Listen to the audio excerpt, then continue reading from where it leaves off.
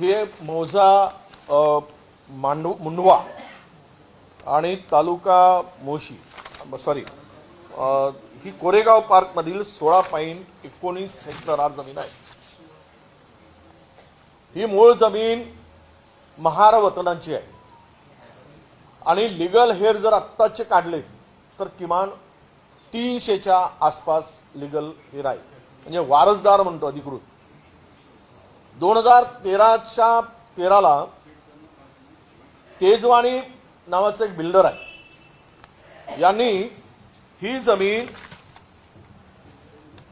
अशोक आबाजी गायकवाड या कुटुंब प्रमुखाकडून जमीन क्लिअर करायसाठी, त्या जमिनीचा टायटल क्लिअर करायसाठी कोर्ट कचेरीमध्ये लढाईसाठी पावर दिला होता, विक्रीसाठी पावर दिलेला नव्हता। या तेजवानीनी पेपरमध्ये गडबड करून हेराफेरी करून चुकीच्या पद्धतीनं तो पावरचा वापर केला। 2013 पासून केवळ टायटल क्लिअरसाठी दिलेल्या पावरचा वापर करत असताना संबंधित कुटुंबांनी म्हणजे गायकवाडांचे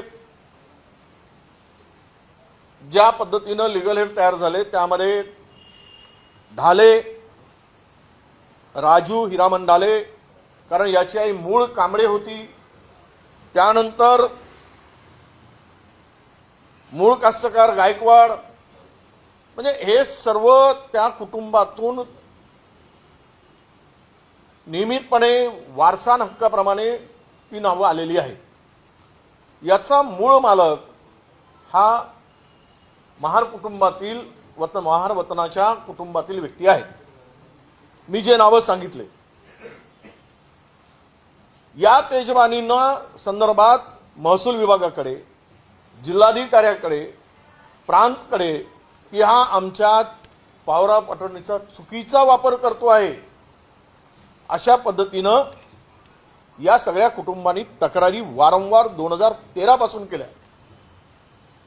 अद्यापही टायटलवर नाव क्लिअर नाही, तो सरकारी म्हणूनच आहे, परंतु 2020 मध्ये, कारण महार वतनाच्या जमिनीच्या टायटल क्लिअरसाठी जिल्हाधिकाऱ्यांना अधिकार आहे, त्यामध्ये 2020 मध्ये जो फेरफार झाला त्यामध्ये राजू ढाले आणि गायकवाड मूळ कास्तकार यांची नावं आलेली आहेत, फेरफारमध्ये आलेली आहे। टायटल क्लिअर करायसाठी ज्या केंद्रीय संस्थेकडे ही जी काही जागा दिली हे लँड एक्विजिशन न करता दिली। लँड एक्विजिशनची प्रोव्हिजन जर झाली असती तर मूळ मालकाला त्याचा मोबदला 2013च्या लँड एक्विजिशनच्या कायद्यानुसार द्यावं लागलं असतं। या एकाही मालकाला त्याचा मोबदला मिळाला नाही। ही जमीन सरकारच्या नावाने का झाली तर यांनी त्या जमिनीचे जे काही टॅक्स आहेत किंवा त्याच्यावर असलेली लायबिलिटी आहे सरकारची ती न भरल्यामुळं, ज्याला आपण जमिनीचा काय म्हणतो त्याला टॅक्स म्हणतो किंवा मुद्रांक शुल्क नाही, ती जमिनीचे जे काही सरकारी टॅक्स लावला जातो ते न भरल्यामुळं या जमिनी सरकारने जमा केल्या होत्या। पण जिल्हाधिकाऱ्यांनी ढालेंच्या नावाने, गायकवाडांच्या नावाने 7/12 तयार करण्याचे आदेश दिले, फेरफार करण्याचे आदेश दिले। ही खरं म्हणजे मूळ मुद्दा असा येतो की मूळ मालकाला विश्वासात न घेता, टायटल क्लिअर नसताना या तेजवानींनी पॉवर ऑफ अटर्नीच्या भरोशावर हे जे बिल्डर आहेत, ज्या बिल्डरचं नाव आहे अमेडिया एंटरप्राइजेस LLP तर्फे दिग्विजय अमरसिंह पाटील आणि त्या कंपनीमध्ये दुसरं नाव आहे पार्थ पवार भागीदार। ही जमीन जर टायटलच क्लिअर नाही, 7/12 जर सरकारच्या नावानं आहे किंवा त्या केंद्रीय कुठली ती कमिटी आहे त्या नावाने आहे, असं आपले केंद्रीय एक कंपनी आहे किंवा ऑफिस आहे त्या नावाने जर असेल तर याची सेलडीड झाली कशी, केली कशी? म्हणजे मुळात प्रकरण इथून सुरुवात होतो की माझ्या नावाने 7/12 नाही, ते न बघता प्रॉपर्टी क्लिअर नसताना काल जिल्हाधिकाऱ्यांनी सांगितलं की अजूनही 7/12 वर नाव हे सरकारचंच आहे. या संदर्भात यापूर्वी या सगळ्या मंडळीकडे याच पार्थ पवार आणि कंपनीचे काही जवळचे बिल्डर गेले होते. त्यांनी ही जमीन मागितली होती. त्यांनी सांगितलं की आमच्या नावाने जमीन होऊ द्या, मग आम्ही खरेदी विक्रीचा व्यवहार काय ते करू. हे हातात न आल्यामुळं या सगळ्यांनी त्या तेजवानी नावाच्या बिल्डरला पकडलं, शीतल तेजवानी, आणि ही खरेदी विक्री करून घेतली. मुळात हा व्यवहारच पहिल्यांदा रद्द होण्याची आवश्यकता आहे, कारण जमिनीचा मालक सरकार आहे, खरेदी विक्री होऊ शकत नाही. हा 420चा गुन्हा आहे. पहिल्यांदा यांच्यावर 420 अंतर्गत या दोघांवरही गुन्हा दाखल झाला पाहिजे, ही आमची मागणी आहे. ही फसवणूक आहे. सरकारच्या जमिनीची परस्पर विक्री करणं. आता इथे खरं म्हणजे ईडी सीबीआय काय झोपले आहेत का ही लक्षात घेतलं पाहिजे. अशा व्यवहारामध्ये त्वरित लक्ष घातलं पाहिजे. हे प्रकरण इतकं मोठं आहे की यामध्ये लक्ष घालण्याची आवश्यकता आहे असं मला वाटतं. आणि 300 कोटीच्या व्यवहारामध्ये केवळ एक की आयटी पार्कचा रिझोल्युशन ही कमिटी आपली ही भागीदार कंपनी एक रिझोल्युशन पास करते आणि त्या भरोशावर मुद्रांक शुल्क माफ केला जातो. हा तर पराकोटीचा अपराध आहे. म्हणजे 500 रुपयाच्या स्टॅम्प पेपरवर हे जे लोकांनी 24 तासात परवानगी दिली, खरं म्हणजे आयटी पार्कसाठी रीतसर त्या जमिनीवर रिझर्वेशन पाहिजे, त्या अमुक कारणासाठी ते लावून घ्यायला पाहिजेत. ते केलं गेलं नाही.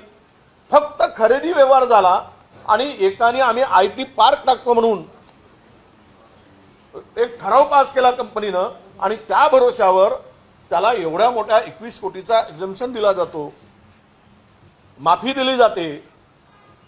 म्हणजेच यामध्ये किती मोठा गैरव्यवहार सरकारच्या माध्यमातून होतो आहे मी मुद्दाम सांगेल. आणि त्यासाठी त्याला जी काय परमिशन 24 तासात दिली ते उद्योग संचालनालय हे सुद्धा गुन्हेगार आहेत.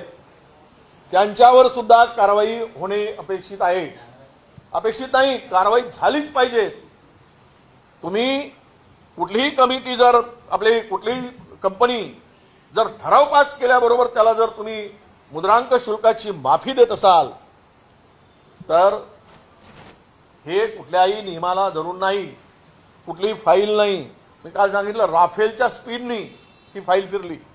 या मुंडवा परिसरामध्ये अशाच पद्धतीनं महारवतनाच्या जागा, क्लास 2च्या जागा या ज्यावेळेस एग्रीकल्चर पर्पजसाठी दिल्या होत्या त्यांना, कृषी वापरासाठी, त्याचा वापर जर कमर्शियल करायचं असेल, रेसिडेन्शियल करायचं असेल तर त्या जमिनीला भोगवटदार वर्ग 1 केल्यानंतर करायचं प्रोव्हिजन काय आहे की ते करू नये असंच आहे. आणि ते 2च वर्ग राहील. आणि ज्या ज्या वेळेस त्या जमिनी सरकारच्या जमिनी त्याचं रजिस्ट्रेशन किंवा त्याची खरेदी विक्री होत असेल तर कमर्शियल वापरासाठी 75% प्रत्येक खरेदी विक्रीच्या वेळेस तो सरकारच्या नजराना भरावा लागतो. परंतु या पुण्यामध्ये आतापर्यंत अशा प्रकारचा कुठल्याच प्रकारचा परवाना आपला नजराना भरला गेला नाही. मी जिथे काम करतो आहे, मी लोकलेखा समितीचा अध्यक्ष म्हणून असे पुण्यातील जवळपास 50 प्रकरणं माझ्याकडे सुनावणीसाठी आले किंवा एजीनी त्यामध्ये पॅरा काढलेला आहे की इथे मुद्रांक शुल्काची चोरी झाल्याची त्या संदर्भातली साक्ष आमच्याकडे सुरू आहे। अनेक प्रकरणं त्यामधून येत आहेत। इथेच शासनाचा करोडो रुपयाचा महसूल या पुण्यामध्ये बुडवलेला आहे, बुडालेला आहे, लूट केली आहे, चोरी केली आहे, हे आता स्पष्ट झालेलं आहे। या प्रकरणामध्ये 100% हे कंपनीचे लोक, हा तेजवानी मालक नसताना आज एवढ्या मोठ्या प्रॉपर्टीची ज्याचं व्हॅल्युएशन मार्केटमध्ये 1800 कोटीच्या जवळपास आहे, आत्ताचे दर पाहिले तर मार्केट दराप्रमाणे 1800 कोटी रुपयाची ही मालमत्ता, मालकाचा पत्ता नाही, सरकारी जमीन खरेदी विक्री करून घशात घालण्याचा प्रयत्न सत्तेमधील बसलेल्या सत्ताधाऱ्यांच्या आशीर्वादामुळं। आता मला देवाभाऊंना प्रश्न विचारायचा आहे की तुम्ही सत्ता टिकवण्यासाठी इथे दुर्लक्ष करणार, सत्तेतल्या भागीदारांना वाचवण्यासाठी दुर्लक्ष करणार आहात का, की यावर कारवाई करणार आहात? हा प्रश्न मी मुख्यमंत्र्यांना विचारतोय। अशा पद्धतीनं पुण्यामध्ये जर यावर एक स्पेशल इन्व्हेस्टिगेशन टीम तयार केली ते मग SIT ने फार काही साध्य होईल असं मला वाटत नाही। आणि या संपूर्ण प्रकरणाची पुण्यातल्या जमिनीची माहिती घेतली तर किमान 1 लाख कोटी रुपयाचा या जमिनीचा घोटाळा समोर आल्याशिवाय राहणार नाही। 1 लाख कोटी रुपयाचा एवढं मोठं प्रकरण, एवढे मोठे प्रकरण पुण्यामध्ये केले गेले आहेत, घोटाळे केले गेले आहेत। आणि सांगतात पार्थ पवार मी घोटाळाच केला नाही। अरे घोटाळा केलाय बाबा, तुमच्या नावानी ही जमीनच नाही, सरकारी जमीन ज्यांनी विक्री करून दिली त्याच्या नावाने टायटलच क्लिअर नाही। त्यामुळं कुठला नियम लागू आहे सरकारी जमीन खरेदी करायचा? एखाद्याने पॉवर ऑफ अटर्नी केली आणि त्याच्याकडून जमिनी खरेदी केली, कारण मूळ मालक आता या हक्कापासून वंचित आहे। ही जमीन तेथील महार वतनाच्या मालकीच्या वारसदारांच्या नावाने करून देण्याची आवश्यकता आहे। त्यांची मागणी आहे, त्याच्या संदर्भात फेरफार झाले आहे, पण टायटल क्लिअर झाले नाही, फेरफारचे आदेश झाले। 2020ला जिल्हाधिकाऱ्यांनी हे ढालेच्या नावाने, राजू ढालेच्या नावाने 2020 पर्यंत फेरफार सुरू झाला, फेरफारचे ऑर्डर झाले, पण टायटल क्लिअर झालं नाही। जे मूळ मालक जे आहेत ते 300 पूर्ण वारसाने आलेले यांच्या नावाने ती जमीन केली गेली पाहिजे। हे मूळ मालक आहे, कारण लँड एक्विजिशन मध्ये नियमबाह्य पद्धतीनं महारवतनाच्या जमिनी केल्या गेल्या आहेत आणि त्या जमिनीचा वापर कुठलेच केले गेलेला नाही। अजूनही 50 वर्षापासून ती जमीन तशीच आहे। या सगळ्या घोटाळेबाजावर त्वरित गुन्हे दाखल झाले पाहिजेत। फेरफारचा आदेश आपला सेल्लीट जी झाली, विक्री खत झालं, जे साठेखत म्हणतात तिकडे पुण्यात, ते रद्द झालं पाहिजे आणि मूळ मालकांना ती जमीन, महार वतनाची जमीन, त्या मूळ महार वतन जे काही आपले समाज आहे त्या लोकांच्या नावाने ती जमीन केली गेली पाहिजे आणि हे तातडीनं करावी अशी आमची मागणी आहे। आता आम्ही एक 2-3 दिवसामध्ये मी पुण्यात जाणार आहे आणि पुण्यामध्ये सर्व जमिनीची माहिती मी घेऊन मग आम्ही आमचा निर्णय घेऊ। आमच्याकडे जी माहिती आली आहे आत्ताच त्यातील वारसाची या संदर्भात काही लोक मला भेटलेले आहेत, मी त्यांनाही पुढे आणणार आहे, पण आज नाही आणत। मला यातले काल काही लोक तिकडे पोहोचले होते। ही हेराफेरी जी झाली, बनवाबनवी झाली, हा काही चुकीचा आणि बोगसपणा झाला, हा स्कॅम मोठा आहे। ज्याचा शीतल तेजवानीचा संबंधच नाही, फक्त पॉवरचा संबंध आहे, आणि ती जागा मुळात टायटल क्लिअर नाही, सरकारी जागा आहे, आणि टॅक्स चोरी करताय, स्टॅम्प ड्युटी चोरी करताय. हा 300 कोटीचा व्यवहार कोणाच्या नावाने झाला? ट्रान्सफर पैसे 300 कोटी व्हाईटचे ट्रान्सफर झाले का, की कागदावरच आहेत? हे अनेक प्रश्न त्या ठिकाणी येणार आहेत. त्याची सगळी माहिती आम्ही घेतो आहोत आणि मग पुन्हा पुण्यामध्ये गेल्यानंतर त्यावर सविस्तर आम्ही बोलणार आहोत.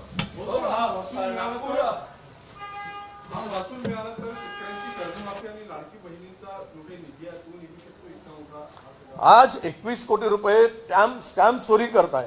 दुसरीकडे उपमुख्यमंत्री वित्तमंत्री सांगतात की तिजोरीत खडखडाट आहे, शेतकऱ्यांची कर्जमाफी हा काही पर्याय आहे का? हे वारंवार मागतात. आज केली तर पुन्हा उद्या तयार होतात. म्हणजे तुम्हाला 21 कोटी रुपये चोरीसाठी टॅक्स आपल्या स्टॅम्प ड्युटी बुडवण्यासाठी तुम्हाला काही वाटत नाही. माझं स्पष्ट मत आहे की केवळ पुण्यात हे घोटाळे शोधले तर शेतकऱ्यांची कर्जमाफी होईलच, पण त्याबरोबर शेतकऱ्यांना हेक्टरी 1 लाख रुपयाची मदत सुद्धा करता येईल. भाऊ, महाराष्ट्रातला शेतकरी संकटात असताना कृषी मंत्र्यांचा रविभवनचा बंगला रिपेअरसाठी 1 कोटी 9 लाख रुपयाचा खर्च आहे. नितीन राऊत यांनी या सगळ्या भ्रष्टाचाराची SIT चौकशी करण्याची मागणी केलेली आहे. तुमचं काय मत? एकीकडे तिजोरीत खडखडाट म्हणून सांगायचं, दुसरीकडे शक्तीपीठ बांधायचं, तिसरीकडे मंत्र्यांचे बंगले सुसज्ज करायचे, आणि शेतकऱ्यांना सांगायचं 32,000 कोटी दिले. अरे किती खोटं बोलताय तुम्ही. सरकार म्हणून तुमच्या तोंडात किडे पडतील, किडे. एवढं सरकारची फसवणूक तुम्ही करताय. कुठे आहेत 32,000 कोटी? मी काल माहिती घेतली चंद्रपुरामध्ये ज्या शेतकऱ्यांना मदत दिली गेली 2,000 रुपयाची, 1,000 रुपयाची, 300 रुपयाची मदत आहे. ते मी घेणार आहे पुढे. आज हा विषय मला इथे काढायचा नाही, उद्याला मी तो विषय आणणार आहे. आणि तुम्ही मनरेगाचे पैसे त्याच्यात धरले 32,000 कोटीमध्ये, जवळपास 12,000 कोटी मनरेगाचे केंद्राचे पैसे दीर्घकालीन. तुम्ही मला सांगा की जूनमध्ये जर कर्जमाफी होत असेल तर शेतकऱ्यांच्या बोकाणीवर जे काही कर्ज आहे आणि कर्जाचं पुनर्गठन, जुनं आणि नवं कर्ज, हे मार्चमध्ये होत असतं फायनान्शियल इयरमध्ये. त्या संदर्भात सरकारची भूमिका काय आहे? हे कर्ज नव्यानं त्या शेतकऱ्यांना मिळणार नाही आणि नव्यानं घेतलेलं कर्ज ते सुद्धा माफ होणार आहे का? हे सगळी जे काही फसवणूक आहे शेतकऱ्यांची, हे आता उघड झालेली आहे. त्यामुळे मंत्र्यांचे बंगले सुसज्ज करायला, तेही 4 दिवसासाठी मंत्री येतो, 8 दिवसासाठी येतो. अधिवेशन किती दिवसासाठी चालतो? 8-10 दिवसासाठी जर मंत्री इकडे येत असेल विधान अधिवेशनासाठी, तर एक त्यांना हॉटेलमध्ये द्या ना, व्यवस्था करा. झोपायची जर सोयच करायची आहे तर इथल्या 5 स्टार हॉटेलमध्ये करा. पण मंत्र्यांच्या बंगल्यावर उधळपट्टी करणं म्हणजेच शेतकऱ्यांचा पदोपदी अपमान करणं आहे, असा त्याचा अर्थ होतो. हे केवळ शेतकऱ्यांसाठी बोलघेवडेपणा करतात, पण शेतकऱ्यांच्या पाठीमागं उभं राहण्याची यांची मानसिकता नाही, हे आता स्पष्ट झालेलं आहे. तयारीवर जो भ्रष्टाचार होता त्याची SIT चौकशी करा असं नितीन राऊत म्हणालेले आहे. तुम्हालाही तसंच वाटतं काय? काय SIT? आतापर्यंत राज्यामध्ये 138 SIT पेंडिंग आहे, ज्याचा रिपोर्टच आला नाही. SIT म्हणजे सरकारच्या अडथळे दूर करण्यासाठी काढलेला मार्ग आहे असं मी समजतो. SIT म्हणजे विरोधकांना, आता बँकेची SIT स्थापन झाली, SITचा नोटीस बोगस आमच्या संचालकाकडे नेऊन दाखवल्या गेला चंद्रपूर DCC बँकेमध्ये, आणि त्यांना सत्ताधाऱ्यांच्या बाजूला वळवल्या गेलं घाबरून. असा वापर SITचा करायचा?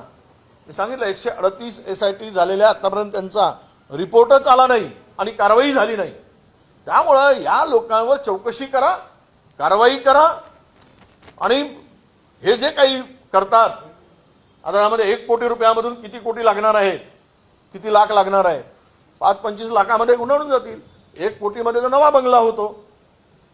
त्यामुळे खाण्यासाठी नवा धंदा आहे.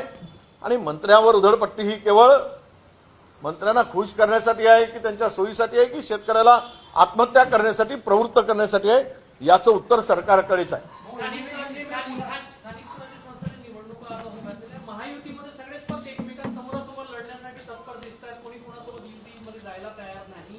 कार्यकर्त्यांच्या नावाने एकमेकांच्या विरोधात एकमेकांचे पक्ष दाबले जात आहेत. भाजप हा धूर्त आणि चालू लोकांचा पक्ष आहे. हे आमचे प्रदेशाध्यक्ष म्हणतात त्याप्रमाणे हा हा हा पक्ष म्हणजे दुसऱ्या पक्षाला गिळणारा राक्षस आहे. ते चेटकीन म्हणतात, पण मी राक्षस म्हणतो. दुसऱ्या पक्षाला सोबत घेऊन संपवणारा पक्ष आहे. बिहारमध्ये सुद्धा तीच तयारी झाली. नितीश कुमाराच्या खांद्यावर बंदूक ठेवून घुसलेत, जसं शिंदेंच्या खांद्यावर बंदूक ठेवून घुसलेत महाराष्ट्रात, वापर केला, तसंच आता तिथे सुद्धा होणार आहे. मूळ विषय असा आहे की वेगवेगळे तीनही पक्ष लढतायत. त्या पक्षाची स्ट्रॅटेजी अशी केलेली आहे भाजपनी की या सर्व पक्षांशी अलायन्स करायची नाही, युती करायची नाही. आणि विरोधकांची मतं जरा उदाहरणार्थ झाली, अजित पवारांची मतं, पक्षांची मतं, अजितदादा पवार यांचं जे काही पक्ष आहे ती सेक्युलर म्हणून मिळवतात आणि सेक्युलर पक्षाला छेद देऊन काँग्रेसचं नुकसान करायचं हा त्यामागचा उद्देश आहे. पण जनता हुशार आहे की जातीवादी धर्मांध शक्तीशी हातमिळवणी करणारे सेक्युलर कसे होऊ शकतात हे लोक ठरवून आहे. दुसरा एक आहे की शिंदेंच्या बरोबर युती करायची नाही, कारण त्यांच्याबरोबर युती केल्यास यांचं नुकसान होईल आणि उद्धव ठाकरेंजीच्या बरोबर जो काही मतदार आहे तो विभाजित करण्याचा तो मागे प्लॅन आहे. आणि यांच्यामध्ये सगळ्यांना आपसात लढवून स्वतःची पोळी आणि सत्ता मिळवण्यासाठी हा भारतीय जनता पक्षाचा प्रयत्न आहे.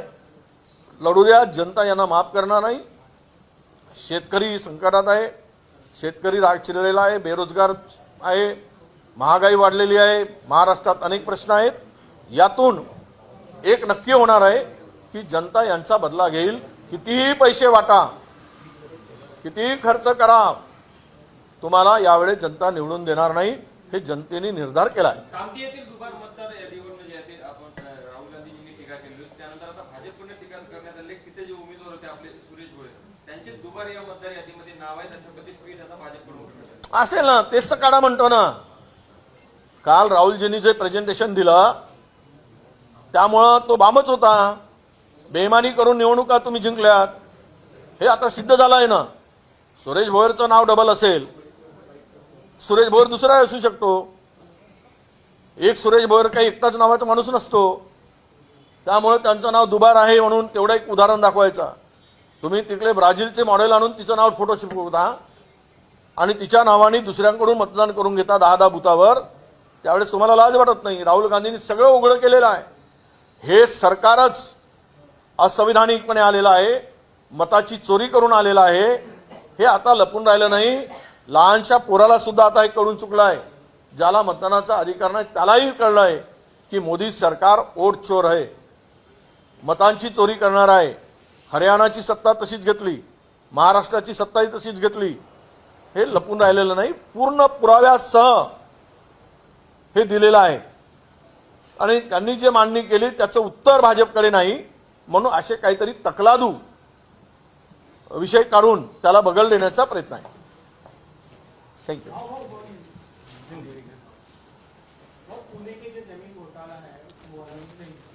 ये करीबन 1800 करोड़ का घोटाला है. ये जमीन महार वतन की जमीन है. ये जगह को कोई खरीदी खत नहीं बना सकता है क्योंकि टाइटल इस जगह का क्लियर नहीं है. मूल मालिक के नाम से फेरफार का ऑर्डर, उसको ट्रांसफर करने का ऑर्डर या रिकॉर्ड में बदल करने का ऑर्डर कलेक्टर ने 2020 तक दिया है. अब ये इस स्थिति में इस जमीन का व्यवहार करके ये जो कंपनी है, इन कंपनी ने पार्थ पवार की और उनके पार्टनर की जो कंपनी है, इन्होंने हेराफेरी की है. ये 420 की है और इनके ऊपर ये जो भी किया है इनके ऊपर कार्रवाई होने की आवश्यकता है, ऐसा मुझे लगता है. ये जमीन का व्यवहार रद्द होना चाहिए. मूल मालिक को जमीन देना चाहिए. जो मूल मालिक है उसके नाम से जमीन होना चाहिए. और सरकार ने इसमें हस्तक्षेप करके जिन्होंने ये घोटाले को साथ दिया है, चाहे वो रजिस्ट्रार से लेकर तो स्टैम्प ड्यूटी में एग्जम्पशन देने की जो ऑर्डर किया है, इन सबके ऊपर 420 के तहत गुना दाखिल होना चाहिए, यह हमारी मांग है। कल राहुल गांधी ने प्रेस कॉन्फ्रेंस से वोट चोरी का मुद्दा लिया है। बिहार के चुनाव के कुछ दिन पहले ये वोट चोरी का मुद्दा लिया। मेन मुद्दा साइड में रख के वोट चोरी का मुद्दा सामने ला रहे हैं। वोट चोरी हुई है ना, जैसे अभी बिहार में वो करने जा रहे हैं, वो बिहार में दिखाए ना लोगों को किन लोगों के वोट उसने वोटर लिस्ट से निकाल दिया है। ये क्या बेईमानी नहीं है क्या? जो जिस वोटर के, कांग्रेस के वोटर के नाम या आपके पुरोगामी विचारों के नाम जो है, जो कांग्रेस आरजेडी को वोट देते थे, ऐसे ही लोगों को निकालकर इन्होंने जो रास्ता अपना है, ये वोट चोरी है। उन्होंने हरियाणा में जो किया, 25 लाख वोट बगल के राज्य से डुप्लीकेशन करके, ट्रिप्लीकेशन करके डाला। इससे स्पष्ट हो चुका है, वोट चोरी करके ही उन्होंने सत्ता हथियाई है। ये ईमानदारी से सत्ता उनको मिले नहीं है, पावर नहीं मिला है। वहां का सीएम ये कहता है कि जब पूरे के पूरे सर्वे हरियाणा के खिलाफ में थे, रूलिंग पार्टी के भाजपा के खिलाफ में थे, तब वो उनके वहां के बीजेपी लीडर कहते हैं कि सब यंत्रणा हमारे हाथ साथ में, सब व्यवस्था हमारे हाथ में, हम लोग भारी बहुमत से एक तरफा चुनाव जीतने वाले। तो दिखाई दिया, 17-18 सीट बताते थे हरियाणा के अंदर बीजेपी के, और हमको क्लियर मेजॉरिटी 56 दिखा रहे थे। उसमें ये उल्टा कैसे हुआ? ये वोट चोरी करके हुआ है। इसका एविडेंस के साथ पूरा कल प्रेजेंटेशन राहुल जी ने प्रेस के माध्यम से रखा, और यह सही है कि बेईमानी करके डेमोक्रेसी को खत्म करने के लिए इस तरह का चोरी करके, वोट चोरी करके सरकारें बनाई जा रही है और सत्ता को आसीन होते जा रहे हैं। बिहार चुनाव में जो तेजस्वी यादव ने अभी तक वोट चोरी का मुद्दा नहीं उठाया राहुल गांधी के। नहीं, वो तो आज तो देखिए, तेजस्वी जी तो राहुल जी के तर्ज पर ही चल रहे हैं। उनका ड्रेस कोड भी बदल गया, आप सब देख रहे हैं, तो क्या मुद्दा नहीं। हाँ, उन्होंने तो टी शर्ट पहनकर अभी तो पूरा प्रचार में खुद को राहुल जी के साथ में कंधे से कंधा मिलाकर काम कर रहे, दोनों नेता अलग। तो वोट चोरी के पूरे रैली में भी तेजस्वी जी थे, तो वो विषय है ही नहीं। मुंबई बीजेपी प्रमुख अमित सतम ने फिर एक बार ट्वीट करके ये बोला है कि मुंबई में अगर कोई खान या मुस्लिम को आ गया तो बर्दाश्त नहीं करेंगे। तो ये कहां से आया इसके दिमाग में? कीड़ा कहां से घुसा अमित साटम के दिमाग में? ये खान का कीड़ा कहां से घुसा? ऊपर से घुसा या नीचे से घुसा? ये किसने घुसा, किसने डाला है उनके? इस तरह की बातें कर वोटों का पोलराइजेशन करना हिंदू मुस्लिम में। उद्धव ठाकरे ने कहा खान वहां पे मेयर होने वाले, कांग्रेस ने कहा खान मेयर होने वाला है। किसने कहा? किसके दिमाग से आया? किसी ने बोला? ये खुद ही बोलते जा रहे हैं खान अगर मेयर बनेगा तो सहन नहीं करेंगे हम लोग, ये खान की विचारधारा ये देश विरोधी होती है। अरे ये जो बकवास बातें किया जा रहा है, इनके ऊपर तो गुनाह दाखिल होना चाहिए। अमित साटम के ऊपर, किसी धर्म के खिलाफ, किसी जात के खिलाफ इस तरह की बातें करना, और दोनों धर्मों में, जाति में ये जहर घोलना, इस तरह की बातें जो है, ये विकृत मानसिकता का लक्षण है, ऐसे मैं मानता हूं।